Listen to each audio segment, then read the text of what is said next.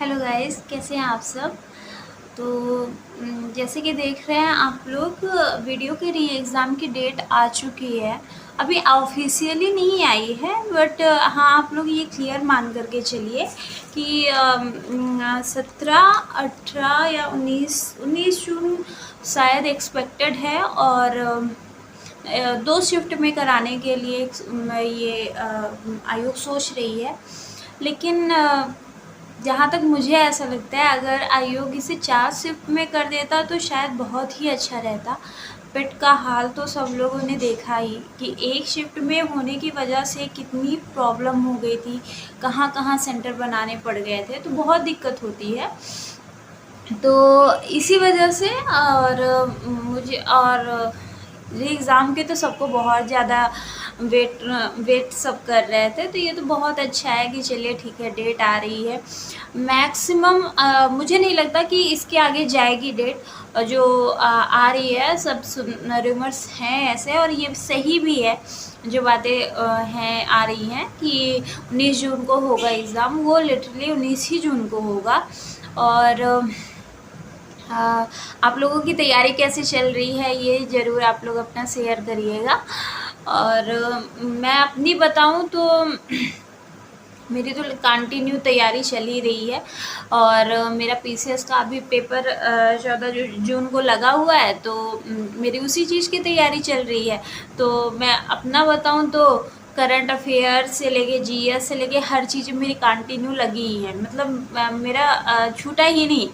तो जैसे कई बच्चों का ये रहता है कि कितना पढ़ना है, रीजनिंग कैसे करनी है, और कंपटीशन कैसा रहेगा। ठीक है, तो सबसे पहली बात तो ये है कि आप लोग इस बार कोशिश करिएगा, सीट बहुत अच्छी खासी है।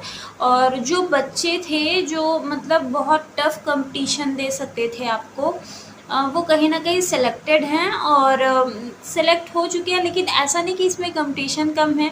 कई ऐसे बच्चे हैं जो एसएससी के थ्रू हैं, या कई की ऐसी जॉब है जो शायद वो सेटिस्फाई नहीं है, वो अपने घर के एकदम पास चाहते हैं। तो एग्ज़ाम सबने देना है, मैक्सिमम लोगों को देना है। मैं ये नहीं कह रही कि सबने देना है, बट मैक्सिमम लोग इसका एग्ज़ाम देंगे।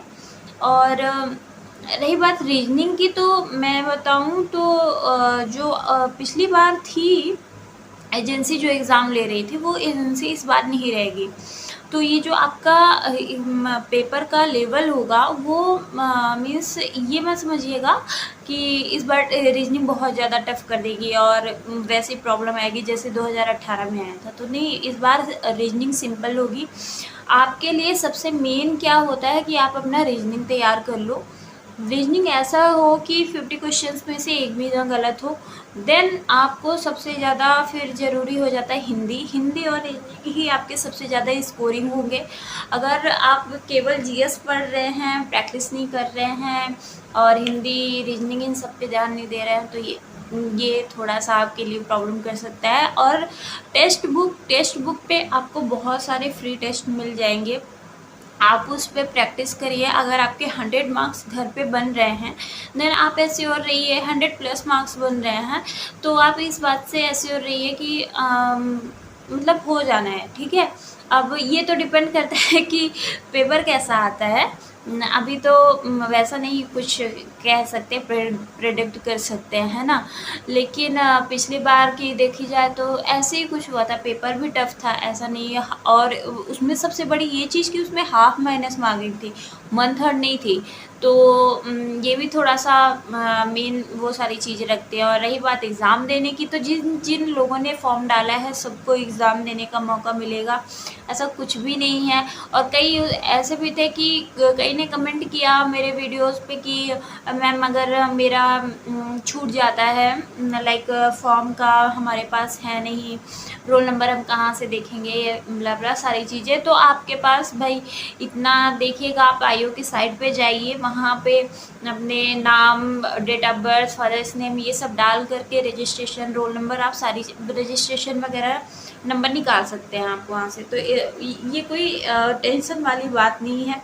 एग्ज़ाम हर कोई दे सकता है, बस आपको इस बार तैयारी अच्छी करनी है। मैं अपनी खुद के मतलब कांटेक्ट में कई लोग ऐसे हैं जो एसएससी जीडी या सॉरी एसएससी एमटीएस या रेलवे में है, और वो अपने घर आने के लिए, लाइक अपने घर के आसपास ज्वाइनिंग लेने के लिए और यूपी में जॉब करने के लिए वो लोग प्रॉपर तैयारी कर रहे हैं। लाइक वो लोग क्या कहते हैं, छुट्टियां ले करके वीडियो की तैयारी में लग चुके हैं।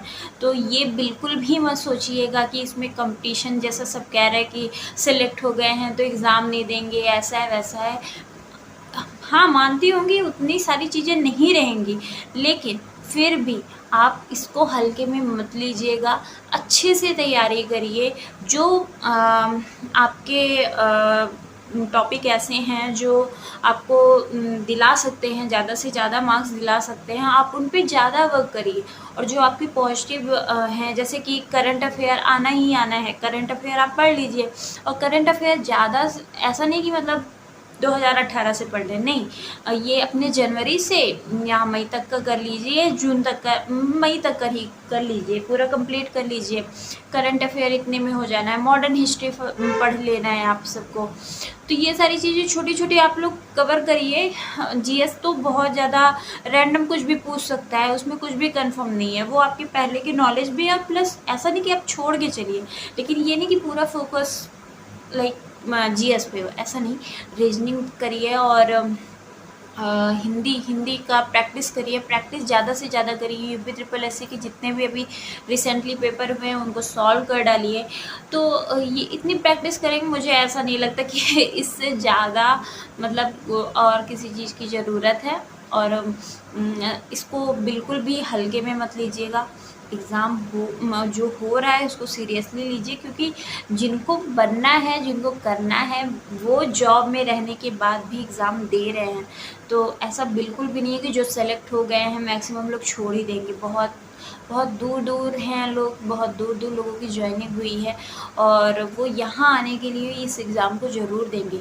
तो आप बिल्कुल भी इस चीज़ को मतलब किसी के बहकावे या इस चीज़ में कि नहीं मतलब कंपटीशन कम है, थोड़ी भी मेहनत में निकल जाएगा, ऐसा कुछ भी नहीं है। आपको एग्ज़ाम देना है, अच्छे से एग्ज़ाम देना है, प्रिपरेशन अच्छे से करनी है और कंटिन्यूटी बना के रखनी है।